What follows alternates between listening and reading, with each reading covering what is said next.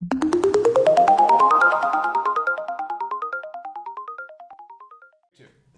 right, what up, Internet? You know when there's three grown men sitting at a table full of toys that it's about to be the Pop Geek podcast. And if you'll notice there's some changes with me. I have no beard, and I'm not wearing glasses for a change because I am fresh back from a vacation from in San Diego. And I didn't want to get a weird, beard tan. That was, my main motivation for shaving it off. It's I'm eventually going to shave it off, but I don't want the bottom of my face to be white and the top to be brown. Start putting sunscreen in your beard. Yeah, just rub it up in there, But yeah, it was a great trip and totally burned the crap out of myself. My Spider-Man spray-on sunscreen failed me somehow. I think I must have been downwind, and I was just spraying it on my back by myself. You're past the age limit, it's for two to 5 year olds. 2 to 5 or whatever, yeah. So it was pretty fun. But yeah, we had a great thing. The one thing I want to do, and it totally doesn't need it because it's already a popular app, but Google Maps is great. Mm-hmm. Apple Maps is great. But Waze, W-A-Z-E, is the shit. I love Waze. It's good for traffic and accidents. And it's saved us so much. And there's also an option where you can point out cops that are... They're around there, so yeah. Yeah, the drive from Vegas to San Diego, for whatever reason, there's always weird pockets of traffic. No matter when you travel. We traveled on a Thursday in the middle of the day and still hit 2 or 3 standstill moments. And with Waze, again, this app is doing fine. I don't need to promote it, but it just all of a sudden it says get off here, and it puts you on some weird frontage, and you jump an entire accident, and you don't have to sit in it. That was the coolest part of our entire trip. Well, Google actually bought Waze. Did they really? Mm-hmm. Yeah. So I'm surprised they haven't integrated it just as a map or a something. A map that lays over top of Google.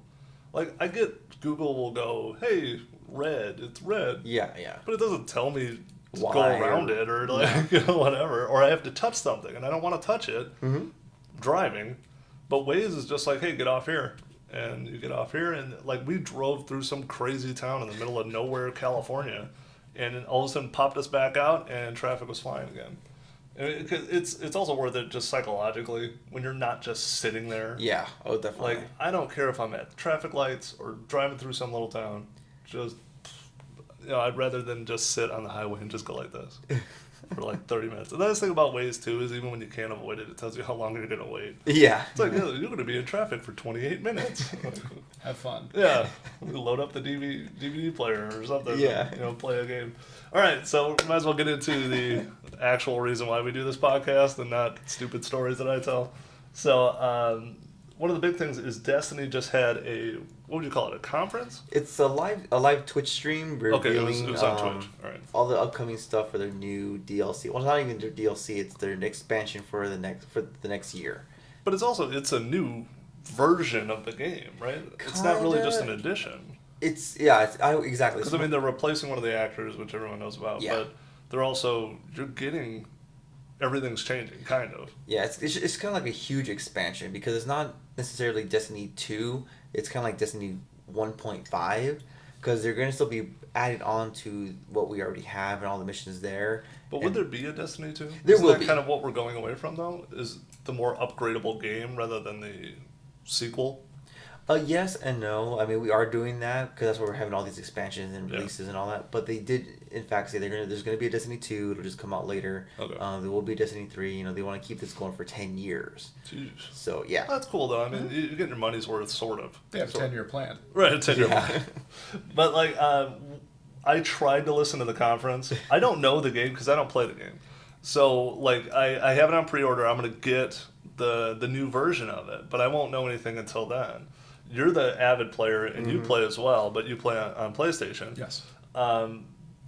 It is more RPG than I give it credit for. Oh, yeah. It was listening to a conference in another language to me. It was they're talking about the colors and the tags and the little tiny things, and then there's shards of glass or light and all this other stuff that like everything is kind of changing the way they level you up and all that stuff. I mean, you can get into it more than I ever could, but I didn't realize your outfit was very important. Yes, it varies. In vanilla Destiny, your gear is what determined your light level. Okay. Because in other RPGs, you have experience points that gives you your levels. Right.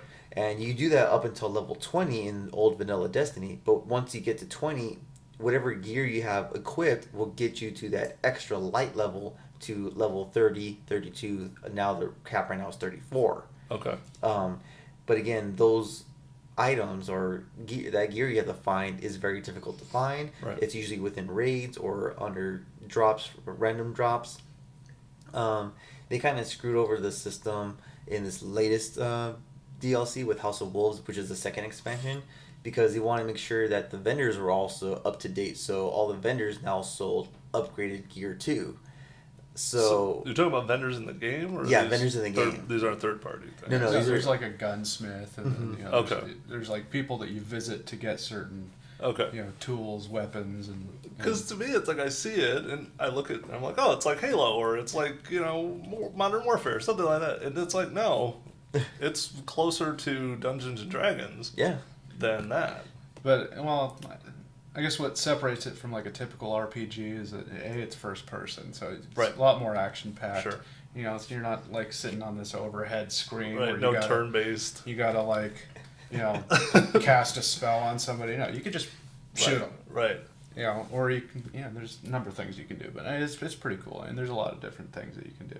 So luckily for you, and since you're coming in fresh and you'll be able to buy everything and get everything all at once, you won't have to deal with the whole Forever 29 debacle. Right. Because you couldn't get that one piece of raid gear to get you to freaking level 30. Right. Now you can just play the game normally, play as much as you want of the story, anything, and you're going to get experience and get up to that level cap of 40.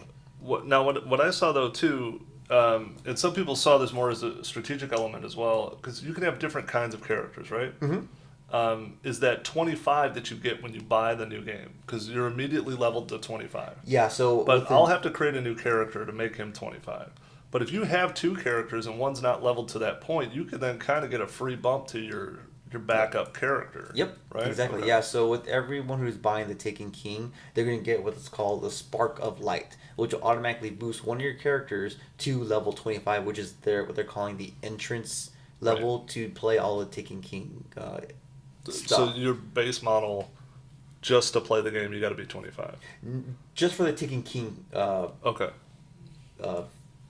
stuff or missions or whatever. You can still jump in and not use that and play the old vanilla Destiny missions. Oh, you can? And build yourself up? Yeah. Oh, okay. So the fact that you're coming in fresh without anything and you use this Spark of Light to get you to 25 is going to make you run through those first couple of missions way easier because they're level 2, 3, 4, 8, you're already 10. pretty bad, so you're good. Exactly. And I think the Spark of Light, too, is actually going to give you some gear, too, to help you get that balance of having the proper gear to play these missions. Right. Because in the past, your light level depicted on how much damage you could take and how much damage you can. And that's something they've changed, too. Correct. Right. So now that's based off of your light level, which is the gear that you equip. It's an average of what your defensive gear is, and also your attack gear. Right, but that wasn't the way it used to be. No, it was not an average. It was a different scale. Yeah, so it was based off of your level. Yeah. So if you went up against if you're level 30 and you went up against a level 30 guy, you were equal 1-to-1. Yeah. But if you were level 29, you had a damage increase of I think 30%. So you would take 30% more damage and give 30% less damage to that character, and then vice versa if you went the opposite direction. Now with this one, it's all based on your light level, which is all of your attack gear, your weapons, and your armor grouped average as an together. average, though. It's not an additional. You know what I'm saying? It's not a one big number. No. It's the average. So if you got something that sucks, it's going to drag down your light level. Exactly. Compared to But you can offset that by having a weapon that's fully upgraded crazy, and crazy higher. Yeah. Okay. So that's one way it's kind of balancing out, which is kind of nice because now you can mix and match different gear. You're not, stuck with just that one piece of gear that gives you that max light level. Right. A couple of other things that they're addressing too is they have a vault space which you can use amongst all three of your characters, because if you want to do 3 different classes, you can switch weapons or so you can materials. everything in there, and you didn't have that before, right? We did, but it was very small. I mean, original vanilla year one Destiny players can remember our vault space was tiny, and then they're trying to get you to save all these exotic weapons and this gear, and with each expansion you got more gear and more stuff. So it's like, what do you hold on to? What do you dismantle? And so it increased, I think, twice in the past year. Yeah. And now they're increasing it again, which is awesome, to 72 weapon slots, 72 armor slots, and then I think 36 miscellaneous stuff. Right, and that also plays into the collector element of the game. Exactly. Mm-hmm. Like, again, I didn't appreciate this much before, because a lot of the games prior to some of these RPGs were not collector based. It was like, hey, this gun is cool, you want the better gun, get the better stuff and move on. But with this, you're so customized and so interchangeable. You can you want all the pieces. Exactly. Yeah. And you want to be able to use it on multiple characters. So now you can just you get your favorite rocket launcher, throw it in the vault, you can now pick it up on your other character and then use it in the next mission to level that character up now. Oh, that's cool. And then what's also really cool too is now they're going to have exotic weapon and armor collections. That's what they're calling them. So now whenever you get a exotic drop, it automatically opens up a blueprint to that weapon. So even if it's a weapon you played with, you didn't really care for, and it's just taking up space in your vault and you don't use it ever, you can now dismantle it so it's not taking up space in your vault, but the blueprint's always there in the collection. Want to rebuild it? So if you want to rebuild it, you can just buy it back and start leveling it up again and use it again. So that way it's not taking up space in your vault. The only problem with that I've heard from other gamers is that they kind of wish the collection would have kept your fully maxed weapon, because it just sucks that you have to... Oh, so it starts at 0. It starts at 0. You'll have the weapon, but it'll start at 0. Yeah, you got to pay for the weapon, you get it back, or you can buy it on all 3 characters, but you would have to re-level them all up again. Gee. Yeah, so that's kind of a pain. Yeah. Oh. But again, with the vault spaces being 72, I think it should be just fine. Yeah, with that many slots, you should be able to do whatever you need to do. Yeah, exactly. All right. The other thing, do you have any more Destiny updates? Otherwise, I was going to move on to another game, but... So some of the other cool features is quests. They're going to have quests now, which are cool. Bounties now, you'll be able to hold up to 16 bounties instead of just the 10 we have now. Okay. And you can finally turn in bounties from anywhere. Before you won't have to deal with this, but before you would go to the tower, get bounties, fly to a ship or fly to a planet, do your bounty, fly back to the tower to turn in the bounties to collect experience. So there's a lot of back and forth, Yeah. So now you won't have to worry about that, which is great. That's cool. And then, what else did we get in here? There's a bunch of information you guys can go look up. And another one of the highlights, I think, of the whole stream besides Vault Space was we're going to be able to hold swords now. So, really? Slice and dice, block. They haven't really shown exactly what you're going to do with it, but they did show off that some character was holding a sword as their that's right. I heard about that. Yeah, I didn't know that was part of it. Yeah. Wow, where did you get all this? This is off of planetdestiny.com. They do a really great job at putting up videos, guys, getting on the latest greatest news, giving you tips and tricks on how to beat the Crucible easily or play against other players easily, do certain missions. They're really great at that. So that's cool. Yeah, check them all out.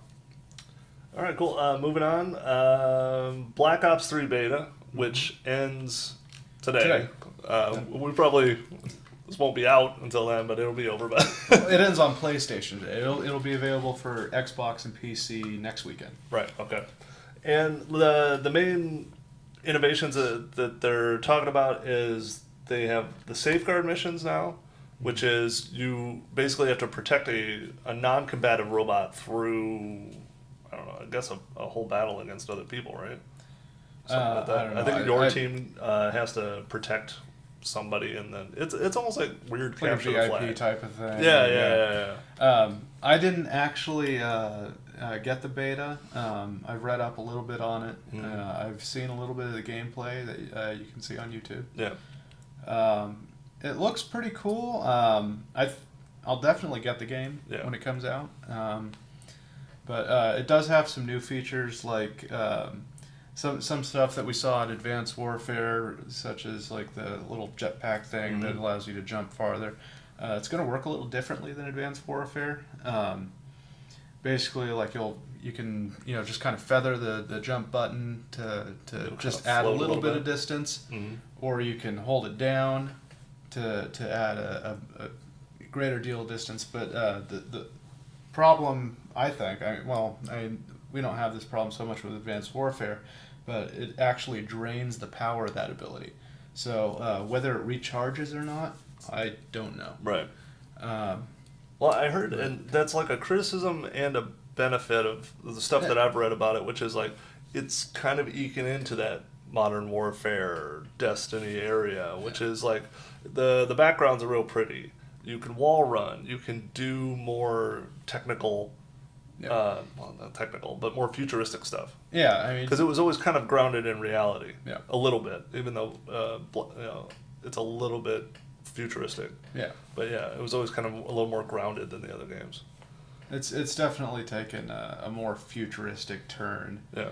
I mean, certainly nothing that we would see in our current military Right. or anything. So As soon as we get those jetpacks and start the wall run competition. So when do you guys think we're going to make that full circle and go back to wanting more World War games again? World War first shooters. I don't know. well, Because this all started out that way. Because I remember the first Call of Duty I played, I think it was World War II. You were on the French side. Or no, was that Medal of Honor? That was Medal of Honor. it could have been Medal of Honor or Battlefield.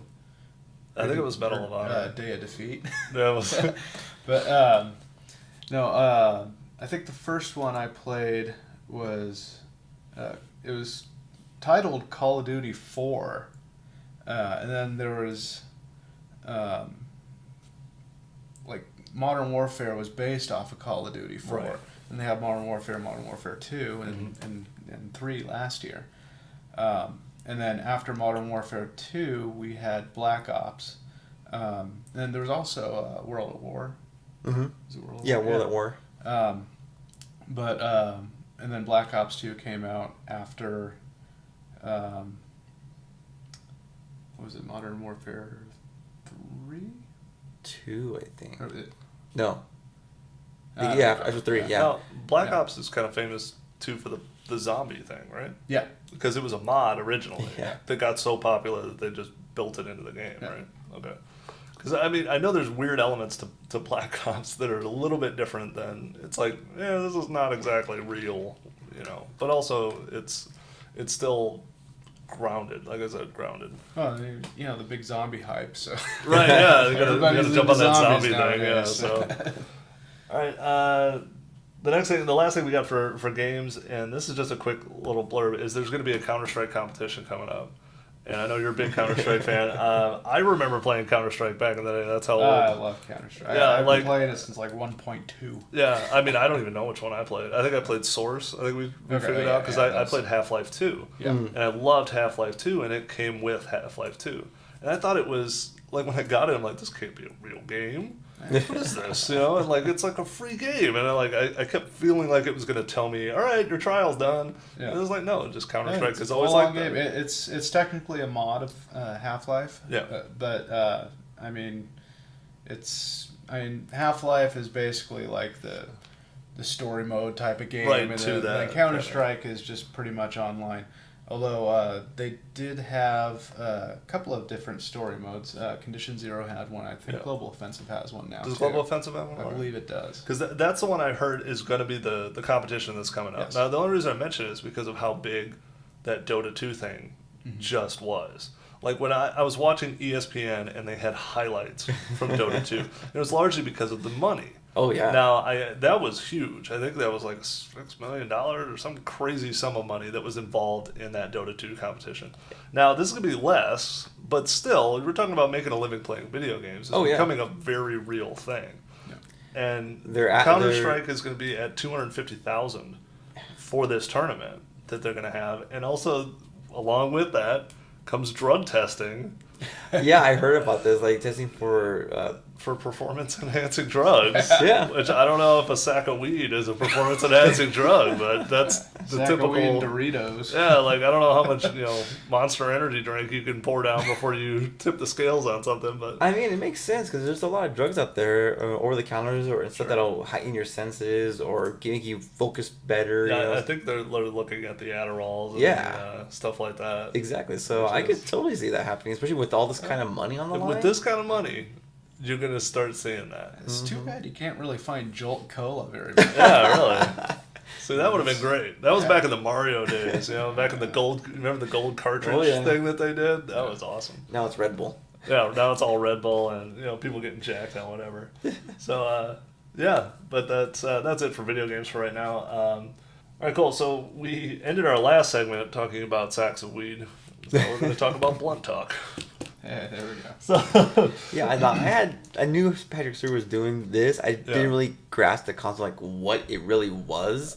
So you watched it, right? You guys watched it? Yes. Yeah. So explain it to me. All right, it's from what I can tell, it's pretty brilliant. Like I watched the trailer and I was like, okay, so this is going to be Patrick Stewart doing a ridiculous comedy, but it's on Starz. It's executive producer Seth MacFarlane.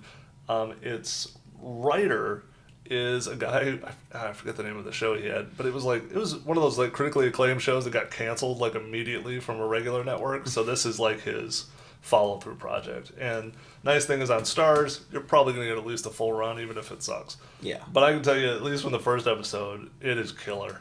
It's hilarious. And it's super funny, really different. Similar concept to other shows. We've all seen the shows where they have the guy have the mental breakdown, and it's like this cool descent into chaos and whatever, and then he learns his lesson or whatever. Yep. But this is a little bit different because Patrick Stewart's character is awesome. Yeah, he's really nice. Yeah, he's very likable. Yeah, and, people like him, and it's like he's descending into this hole, but he's by himself. Yeah. He's not taking anybody with him. He just got divorced, and he's just falling apart. And divorced from his fourth marriage. And what he is he's like a liberal Bill O'Reilly type character who has a hard hitting news talk show. So when he goes on this terrible bender to kind of start the show and gets himself arrested, again, spoilers, it's already came out, so I don't know. And if you guys want to see it, it's free on. You can watch the first Starz. 2 episodes on Starz for free. Yeah, Starz.com.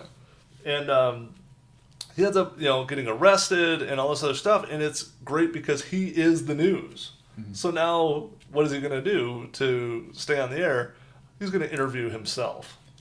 So and again, to interview himself, to get himself pulled together, he starts doing drugs to try to make this work, and it's pretty awesome. And it falls back to Seth MacFarlane has certain jokes that he loves. One is A Million Ways to Die in the West was a constant theme, which is the Old West was terrible, and you will die at the drop of a hat all the time back then. And he loves that that's a joke. He also loves doing horrible shit and making Patrick Stewart say disgusting, terrible things. Yeah. And this show is full of it. He's he's with a tranny hooker, he's doing cocaine, it's pretty awesome. And to see Patrick Stewart with this, still that classic, he recites Shakespeare at one point during a bender, and it's still he could be doing it in the round at the Globe somewhere. It's just because it's him, and having him just say horrible shit is automatically funny. Because they did a lot of American Dad, where he plays the boss, who's also really depraved and disgusting. Mm-hmm. So there's that, and then he has a sidekick, as an actor named Adrian Scarborough, who I don't know, but he must be a BBC guy or something. He's also British, and he will do anything for him, no matter what. And so they have this awesome relationship. I think the background is they were they were military buddies. Yes. And so they fought for obviously Britain. So, in the Falklands, which comes up all the time for some reason. And he refers to him as Major all the time, even when he's passed out on the floor. Because that's the end of the first episode, is him screaming over him, trying to wake him up after he passes out on the air. Yeah. So it's a phenomenal show so far. I've only seen the one episode. He's seen 2. Yeah, the second episode, they kind of he's already been given a second chance to kind of redeem himself after the whole incident with the police and the prostitute. But so they send him on this trip to Galveston to cover this hurricane. Nice. But he misses the plane. His one of his assistants ends up on the plane, but he misses the flight because he has to use the bathroom, and he's got this terrible fear of using public restrooms when the other people are present. So like his main assistant actually clears out the whole restroom to make sure nobody's in there, and then puts like the little wet floor sign out in front, and then has him go in and do his thing, and then he's just experiences a ton of trouble in the bathroom between the toilet seat protector and the automatic the motion sensor sinks and soap dispensers but at any rate, so he misses the plane, and they end up having to kind of fake that he's in this hurricane. So they put him in a green screen in a porn studio that's owned by his next door neighbor. Nice. So that's good. And we should mention too, Richard Lewis is his therapist. Yes. And, his whole bit is he's a neurotic, crazy person. It's his stand-up bit, and it's awesome to have him as a therapist. And again, we've only seen the 2 episodes, so naturally, when you cast someone in a role like that, it's going to be a much bigger role eventually. So yeah, that's cool to know that we're going to have the porn element move in there, because I'm sure that's going to go somewhere. So. Yeah. But yeah, it looks phenomenal. I totally recommend it so far from what I've seen. Well, I'm just gonna have to check it out now this week. Yeah, totally. And one of the last things on my list here, we got Cosplay. I don't know if you could say it's mainstream. It's not really mainstream, but it's starting to creep in there. Oh, yeah. Like, I mean, you've seen the shows on, I think Sci-Fi had one, and that was the first time it really came to the forefront for me, which is they documented those people at Comic-Con. Like, everybody had seen Comic-Con. And it was, hey, I wear my Superman underpants and do whatever. And then there was always someone there who had a really good costume. And then it kind of became the thing where they had the costume competitions. And then I believe the Sci-Fi Channel did it, and the girl I think she made a Halo costume or something like that. And it was ridiculous. Are you talking about the documentary? Yes. Oh, that was Comic-Con documentary, and it was she made Mass Effect. Mass Effect. Yes. Yeah. And with a giant Krogan suit with animatronics and everything, and they actually had not voice synthesizers, but they lip synced to one of the little scenes from the game. From the game. And I was like, that was so cool. Even I got excited about that. I was like, I want to make that. So how much it costs. Yeah. Oh, they must spend a fortune. And that's the greatest thing about cosplay is these people are doing it just for love. There's no money in it. Well, there might be now. But there's like no money in it. They just love these characters so much that they have to build these costumes, or they feel compelled to do it. And some of them are like learning crazy skills so that they can make leather stuff. And not all of them are really built to play superheroes, and they do it anyway, and they show up, and it's an awesome thing. But Marvel is stepping up, and they're putting them on the first editions of a handful of comics. I think 21 comics, as far as I know, will have variant covers of cosplay people. And they vary from like Instagram famous people to some of the people work at Marvel. Yeah. Some of the people are like kind of charity people. Like it's like this whole gamut of people who are super into cosplay, and they are putting them on the first edition covers, because I guess after Secret Wars, which is going on right now, ends, you're going to get a bunch of first issues when they reboot a bunch of the series. And it's not just like the main characters too, because like you even got people like where did I just hear? I saw a Jean Grey one. Yeah, but also and too then, there was there's a bunch of oddball ones. Yeah, I'm trying to find the one I was like Nova. No one really knows. I mean, people know Nova, but like you don't see it like you said mainstream a lot. And then there's gonna be a Spider-Gwen, Spider-Woman. The Uncanny Inhumans, there's gonna be an issue of that. So like it's cool that they're doing a lot of like a good variety. Yeah, and they're not just sticking to what everyone online looks at, which is the hot girls who do it, and it's everybody. Although I'd still like to see Ronda Rousey as Miss Marvel. That was awesome. I guess she just mentioned that in a Reddit Ask Me Anything, And then everyone went nuts and started making these Photoshop versions of her as Miss Marvel. I think it's a great idea. I mean, she's already done a couple of movies. She's just got to practice her acting chops, and I think she can pull it off. I think even Kevin Smith was kind of pushing for that. Yeah. Too, yeah. So. Hey man, that's a good one to have in your corner. Yeah. Because he's got fingers in all kinds of hero stuff. Oh yeah. Well, he's got to be buddies with Stan Lee. I mean, Yeah. Well, I would hope so. Yeah. After that. Mallrats and right. Chasing Amy. Yeah, and to his credit, you can also list him into the forefront of comics coming to a more mainstream level. Mm-hmm. Because now, I mean, these are the biggest movies going around. Yeah. And this is kind of why we started doing what we're doing, is because geek culture is pop culture at this point. It's the biggest movies in the world are comic book hero movies. Yeah. Some of the biggest TV shows right now are all comic books. Look at Iron Man. Iron Man just blew That's massive. up. Yeah. I mean... Well, Guardians of the Galaxy was one of the biggest, and that's an obscure comic book. Like, it's just because the source material is good, the fan base is already heavy. Like, you've got a lot of people who love these things, and they're not messing it up. Well, I think what happened is that Fantastic Four. Well, there's nothing you can do about that. Honestly, I don't know if they mess it up or just maybe the source material is a little. That's just Fox. They don't know what to do with anything. That's true too.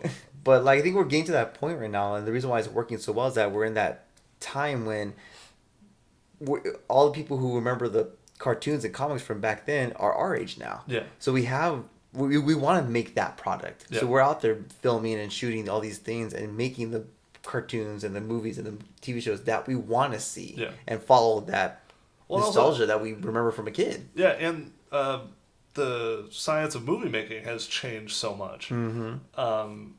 Because I think in the past, the ones that worked were, I mean, Superman was good. Actually, the best Superman was done in '79, I think was the first one, the Richard Donner film.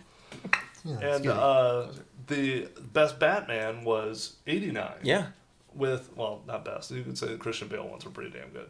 But they didn't rely on tech to tell that story because tech wasn't Batman is a guy. Yeah. He doesn't have to fly. He doesn't have to do anything. You just kind of jump into a scene and kick somebody's ass or something like that. He's just a rich guy that can afford lots of cool toys. Right, exactly. And that's what I've always loved about Batman. Just a guy.